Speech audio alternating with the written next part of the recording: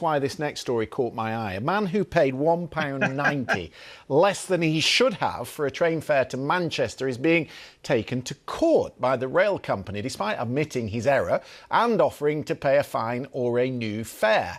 Sam Williamson from Glossop has been threatened with prosecution by Northern after he bought an invalid £3.65 ticket using his young person's rail card. It was, he said, a tiny infraction and an innocent mistake, but it could land him with a huge fine. It could even land him with a criminal record.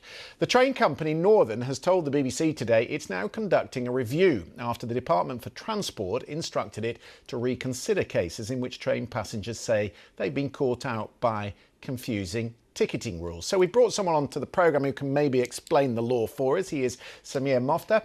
He is a lawyer who specialises in fare evasion. I didn't know there was such a thing, but I'm very glad you are here, and I'm glad I've never needed you. But what is the law when it comes to dodging fares? So in this situation, it's actually something called a strict liability offence, which means if you don't have the right ticket, you are guilty of the offence, and a mistake is not a defence in law. So the situation with Sam Williamson was that he purchased a rail card with an anytime day single ticket, but he used the anytime day single tickets prior to 10 o'clock, and therefore the rail card conditions do not allow you to do that unless you have spent a minimum of £12 fare. Can you honestly tell me whether you've come across somebody who's made a mistake like Sam and has actually ended up with a criminal record? Yes, I mean, there have been situations, but it's normally where somebody has not engaged with the train company or perhaps have not received correspondence and gets a criminal record inadvertently by not dealing with the situation correctly or not realising it's serious, because the majority of people I deal with do not even know that this is a criminal offence. Is it a mitigating factor that none of us can follow the rules because the rules are different depending on which train we're travelling on? Yes. When a prosecutor looks at a case, they will invite the individual to write to them and explain the circumstances. This is known as mitigation, and they will look at all the factors and decide what is the right outcome. So normally it will either be an out-of-court settlement, which is paying an administrative charge plus the fare avoided, or it would be a prosecution if they're not persuaded. And they will normally also audit the accounts of the individual to see if this is habitual fare evasion or just a one-off situation. Michael, I don't know if you're travelling on a young person's rail card, but were you aware of the consequences of getting it wrong and the penalties you could face?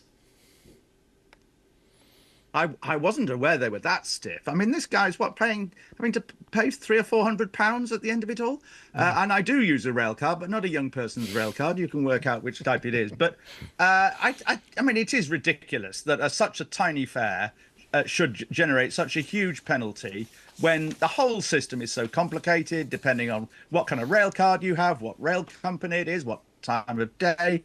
I mean, you'd have to be an absolute genius to understand all this. And most ticket inspectors on trains, although you don't actually see many ticket inspectors these days, are very reasonable about this and understanding, and indeed, much more forgiving of much worse things than this. And that's as it should be. We want to encourage people to go on the railways, in all part of the drive to combat climate change. We need more people on the railways, more passengers. The danger is that Sam, the victim in this case, will be deterred from going by train, and other people as well will be deterred. Justine, the government has said that they've told us about their big plan for Great British Railways. They fired the starting gun on that last month. Something called Shadow Great British Railways, which I'm guessing is a forerunner to that. But the objective, it seems to me, is to do away with some of this confusing ticketing. So they've talked about digital ticketing. They've talked about much clearer pricing. It is because the railways are so fragmented that we're in this position. Partly, but I just think that there needs to be simply more of a framework so people can understand what tickets mean. You practically need a PhD in the UK to get your head around what off-peak means. It means different things in different cities, as I discovered coming back from Labour conference in Liverpool. you know, I mean, who would know that an any day, anytime ticket isn't valid before 10 o'clock? You know, the whole language around it is designed almost to confuse. So it has to be simplified. It has to be made easier. But also, you know, this is a country with a justice system that can't deal with the number of cases that are backed up in it. There's a question in my mind about whether we're really prioritizing it in the right places, if this is the kind of thing that we're getting it to focus on. Samir, do you get a feeling that there have been two very well documented cases and the Department of Transport is now weighing in?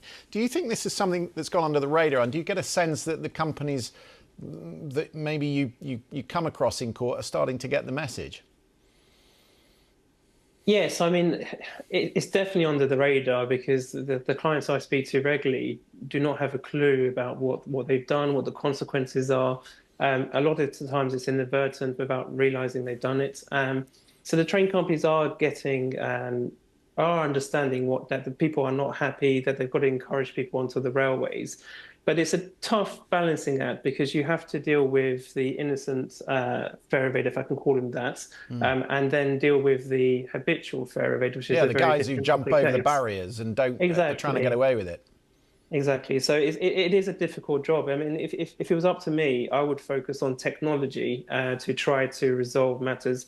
Don't let people buy the ticket in the first place if it's invalid, and that would deal with a lot of the issues. And the people who are going to avoid the fares anyway can be caught in the usual way. That's what I would suggest. Samir, it's good to get your expertise. Thank you very much for coming on the programme. Thank you very much. So now you know. It's time for the panel.